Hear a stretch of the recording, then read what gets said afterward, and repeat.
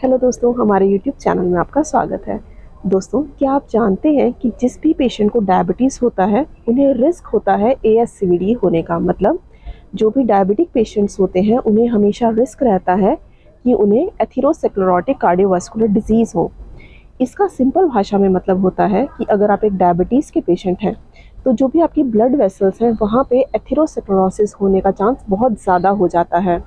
और जिन भी पेशेंट में एथेरोस्क्लेरोसिस होता है इसका मतलब होता है कि उन पेशेंट्स को हो सकता है कोई भी हार्ट डिजीज़ जैसे कि हार्ट फेलियर, उन्हें हो सकता है कोई भी पेरिफेरल आर्टरी डिजीज़, मतलब आपकी जो पेरिफेरीज है वहाँ पे ब्लड सप्लाई कम होने का रिस्क हो सकता है अगर आप एक डायबिटीज़ के पेशेंट हैं तो। दोस्तों, आज की वीडियो में हम आपको बताएंगे कि वो कौन कौन से रिस्क फैक्टर्स होते हैं जो डिटरमाइन करते हैं एक डायबिटीज़ के पेशेंट में कि उन पेशेंट्स को रिस्क है कि उन्हें एथेरोस्क्लेरोटिक कार्डियोवास्कुलर डिजीज़ होने का। दोस्तों, आप ध्यान दें, सबसे इम्पॉर्टेंट फैक्टर होता है ड्यूरेशन ऑफ डायबिटीज़। मतलब आपको जितने ज़्यादा लंबे समय से डायबिटीज़ है उतना ही ज़्यादा आपको रिस्क रहता है कि आपको एथेरोस्क्लेरोटिक कार्डियोवास्कुलर डिजीज़ हो। दूसरा जो रिस्क फैक्टर होता है वो होता है हाइपरटेंशन। मतलब अगर आपको डायबिटीज़ के साथ साथ हाई ब्लड प्रेशर रहने का शिकायत रहता है तो आपको बहुत ज़्यादा रिस्क है कि आपको एथेरोस्क्लेरोटिक कार्डियोवास्कुलर डिजीज़ हो। आप ध्यान दें कि अगर आपका कोलेस्ट्रॉल का लेवल बहुत ज़्यादा रहता है तब भी आपको रिस्क है कि आपको एथेरोस्क्लेरोटिक हार्ट डिजीज़ हो सकती हैं। और दोस्तों, आप ध्यान दें कि अगर आपकी फैमिली हिस्ट्री है, मतलब अगर आपके परिवार में किसी को प्री मैच्योर, मतलब जिस उम्र पे आपको हार्ट डिसीज़ नहीं देखने को मिलती हैं उस उम्र पे अगर आपकी फैमिली हिस्ट्री में किसी को भी हार्ट डिसीज़ है तो आपको रिस्क है कि आपको एथेरोस्क्लेरोटिक कार्डियोवास्कुलर डिजीज़ हो सकती है। दोस्तों, आप ध्यान दें कि अगर आप ओवरवेट हैं, मतलब आपका जो नॉर्मली वेट होना चाहिए अगर आपका वेट उससे ज़्यादा है तो आपको रिस्क है कि आपको एथेरोस्क्लेरोटिक हार्ट डिसीज़ हो सकती हैं।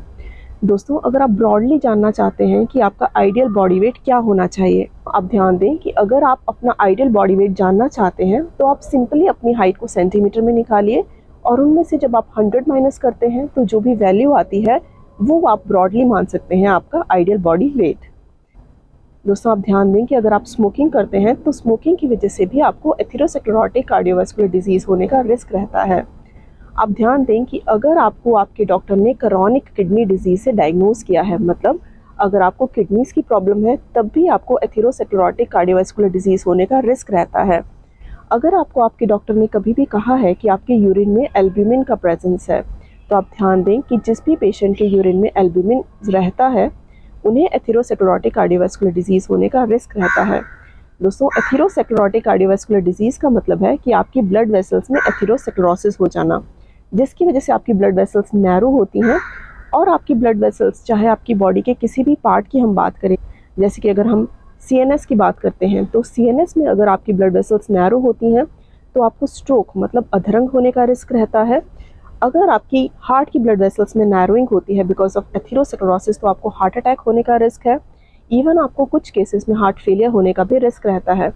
अगर हम पाँव की ब्लड वेसल्स की बात करें तो अगर आपके पाँव की ब्लड वेसल्स में ब्लॉकेज बिकॉज ऑफ एथेरोस्क्लेरोसिस होता है तो आपको पेरिफेरल आर्टरी डिजीज़ होने का रिस्क रहता है, जिसकी वजह से आपके पाँव की ब्लड सप्लाई थोड़ी कम रह सकती है और आपको डायबिटिक फुट कॉम्प्लिकेशंस होने का रिस्क रह सकता है।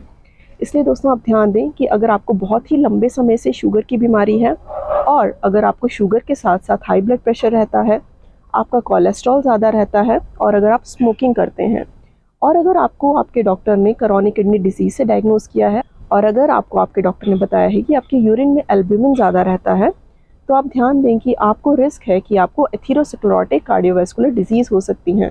इसलिए अगर आपको इनमें से कोई भी रिस्क फैक्टर है तो अपने डॉक्टर से आज ही मिलिए और उनसे डिस्कस कीजिए आप कैसे इन चीज़ों को प्रोग्रेस होने से बचा सकते हैं।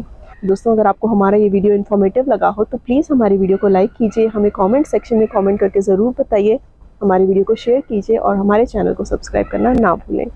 Thank you so much.